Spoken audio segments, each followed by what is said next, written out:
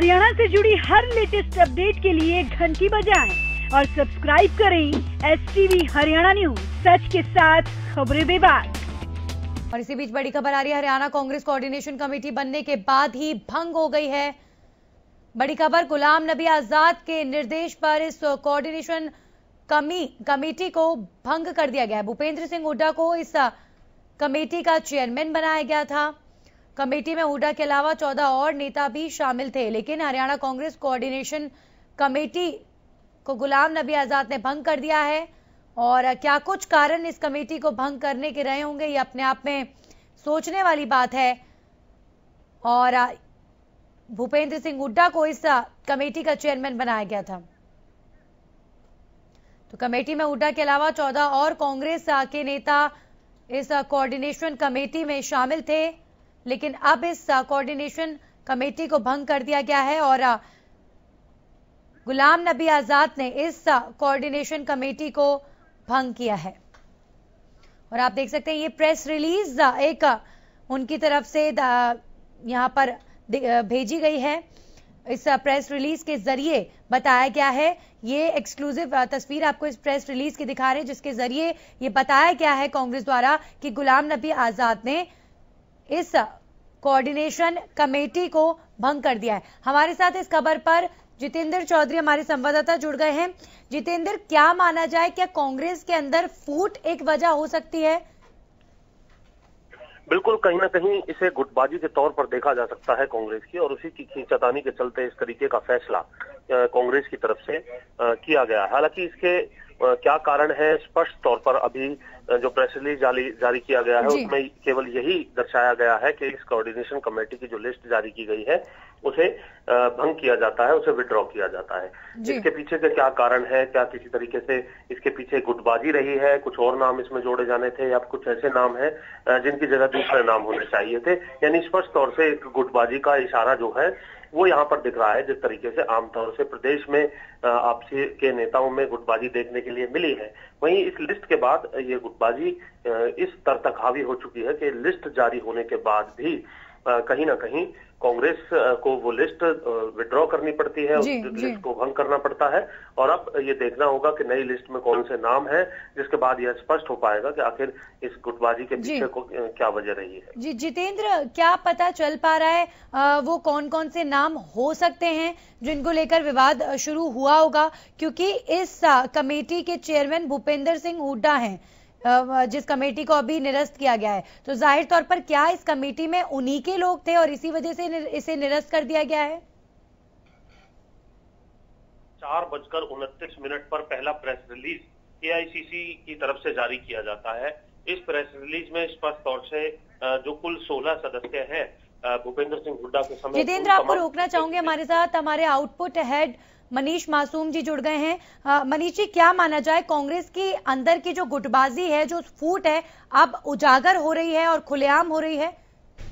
जी, जाहिर बात है नंदिनी, जैसा कि जितेंद्र चौधरी बता रहे हैं और उन्होंने सबसे पहले ये खबर हम तक पहुंचाई थी कि यहाँ पे कोऑर्डिनेशन कमेटी का गठन हुआ है। और जिस तरीके से ये चर्चा उठी थी, क्योंकि तुरंत जानकारी जितेंद्र ने हम तक पहुंचाई, उन्होंने बताया था कि इसमें भूपेंद्र सिंह हुड्डा को इसका कोऑर्डिनेशन कमेटी का चेयरमैन बनाया गया है। और उनका चेयरमैन बनना और पिछले दिनों जो रस्साकसी रही है और जो खींचतान रही है कांग्रेस के अंदर, खासतौर से प्रदेश अध्यक्ष और भूपेंद्र सिंह हुड्डा के बीच, इसके अलावा भी उसमें अजय सिंह यादव को शामिल किया गया, तमाम बड़े नेता थे। लेकिन अब ये देखा जा रहा था कि इसमें संतुलन कैसे बनाया गया है। और उसी वक्त जैसा कि मीडिया ने भी या तमाम हमारे सहयोगी ने इस मसले को उठाया कि इसमें हुड्डा का जो पलड़ा था वो भारी दिख रहा था। उसके बाद असंतुलन की स्थिति में इसको भंग करने के लिए कांग्रेस आला कमान को मजबूर होना पड़ा है। और यही बात जितेंद्र बता रहे हैं, और जो भी इनपुट है उनके पास, उनसे आप एक बार प्रश्न करें कि आखिर किन कारणों में इतनी जल्दी फैसला लेने को कांग्रेस पार्टी मजबूर हुई। जी बिल्कुल। जितेंद्र लगातार बने हुए हमारे साथ। जितेंद्र, मनीष जी सवाल कर रहे हैं कि आखिर किन कारणों से इतनी जल्दी इस कमेटी को हटा दिया गया, इसको भंग कर दिया गया? देखिए, मैं आपको बताना चाहूंगा, बीच में मनीष मासूम जी हमारे साथ जुड़े थे, उस बीच एक अपडेट में आपको और बताना चाहूंगा कि 4:29 पर पहला प्रेस रिलीज AICC की तरफ से यह जारी किया जाता है हरियाणा की कोऑर्डिनेशन कमेटी को लेकर के, और ठीक 6 मिनट बाद एक और प्रेस रिलीज जारी कर दिया जाता है। यानी किस स्तर पर यह खबर जो है वो तमाम कांग्रेस के जो अलग अलग गुट है वहां तक पहुंची है। जिस तरीके से इसे आलाकमान तक पहुंचाया गया है, पूरे 6 मिनट के अंदर ही इस लिस्ट को रद्द कर देना अपने आप में एक बड़ा संकेत है बाजी का। और इसको लेकर के पीछे की क्या कुछ वजह रही है, हालांकि जिस प्रकार से पूरा जो प्रकरण है ये 6 मिनट का है और करीब आधे घंटे बाद इस वक्त हम चर्चा कर रहे हैं। कुछ देर बाद इसके स्पष्ट खुलासे भी सामने आएंगे कि आखिर इसके पीछे क्या कुछ गुटबाजी रही, क्या कुछ वजह रही जिसकी वजह से अपना फैसला कांग्रेस आलाकमान को पलटना पड़ा है। जी मनीष जी, आप मेरे साथ बने हुए हैं। जी जितेंद्र, आप सुन पा रहे हैं मुझे? आपसे एक प्रश्न बहुत यहाँ पे लाजमी हो जाता है। जैसा कि आपने बताया कि पहली जो लिस्ट थी उसको जारी किए हुए ज्यादा वक्त नहीं बीता था, लेकिन कांग्रेस की ऐसी कौन सी मजबूरी आखिर आन पड़ी जिसके कारण से कि आपने घंटे 1.5 घंटे में ये फैसला लेने पर मजबूर होना पड़ा, जबकि कांग्रेस पार्टी को पॉलिटिकली इस बात का भान होगा, ज्ञान होगा कि इतनी जल्दी अगर हम विड्रॉ करने का फैसला लेते हैं तो इसका जो मैसेज होगा वो कार्यकर्ताओं के बीच ठीक नहीं जाएगा। खासतौर पर विपक्षी पार्टियों के लिए ये एक तरीके से थाली में बढ़िया एकदम खाना सजाने जैसा है जिसके कारण से वो हमला बोल सके। कांग्रेस के अंदर बड़ी मजबूरी रही है जिसके कारण से 1.5 घंटे के अंदर उनको ये फैसला वापस लेना पड़ा है। इसको लेकर क्या जानकारी मिल रही है? बात की जाए तो करीब 1 घंटे का वक्त जो है इसको लेकर के लगा है। 4:29 पर पहली लिस्ट और करीब 5:35 पर इस लिस्ट को रद्द कर देना, यह अपने आप में दर्शा रहा है कि इसको लेकर के जो कांग्रेस के जो अलग अलग गुट के नेता थे उन्होंने अपनी बात कहीं ना कहीं आलाकमान तक पहुंचाई है और इसको लेकर के नाराजगी जताई है या फिर अपने जो लोग हैं उनको उसमें तरजीह देने को लेकर के बात की गई है। जी जितेंद्र, हमारे साथ कांग्रेस की प्रवक्ता वंदना पोपली जी जुड़ी हैं, सीधा उनका रुख करेंगे। वंदना जी, क्या कारण है एक लिस्ट बनती है और चंद मिनटों में उस लिस्ट को निरस्त कर दिया जाता है? ये आपकी पार्टी में कहीं ना कहीं अंदर कुछ ना कुछ जो है फूट है जो उजागर हो रही है अब? देखिए, सबसे पहले तो मैं कहना चाहूंगी कि ऑल इंडिया कांग्रेस कमेटी की जो लिस्ट जारी हुई थी उसमें जो निरस्त के अभी कोई कारण सामने नहीं आए कि क्या कारण रहे, लेकिन जैसे ही कारण होंगे वो आपके सामने जरूर बताऊंगी। मुझे नहीं लगता कि इसमें कोई गुटबाजी या फूट की आशंका है। जी इलेक्शन में अगर हम देखें तो सभी जितने भी बड़े नेता हैं आपको एक मंच पर दिखाई दिए थे। फिलहाल बाकी दलों में फूट और गुटबाजी लगातार दिखाई दे रही थी और कांग्रेस ने लगातार एकता का परिचय दिया था।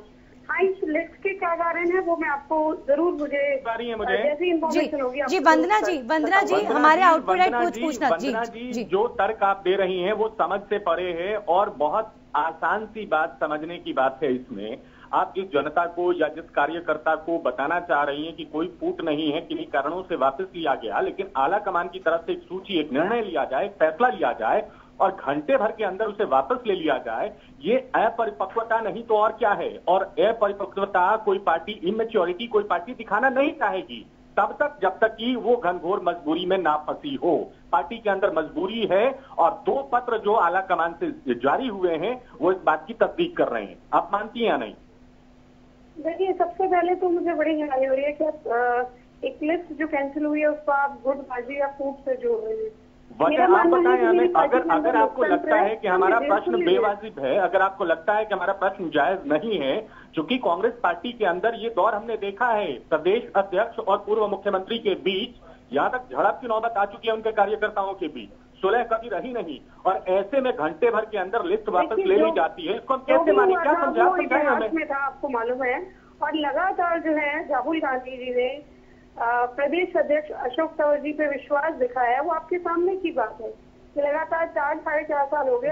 वो सारी बातें अलग बातें हैं मैडम, वो आप भी समझती हैं, हम भी समझते हैं, प्रदेश की जनता भी समझती है। हम सीधा सा प्रश्न कर रहे हैं, सीधा सा प्रश्न है हमारा मैडम, सीधा सा प्रश्न है कि आखिर कौन सी मजबूरी रही है जो घंटे भर में गुलाम नबी आजाद द्वारा जारी की गई चिट्ठी को वापस लेना पड़ा है?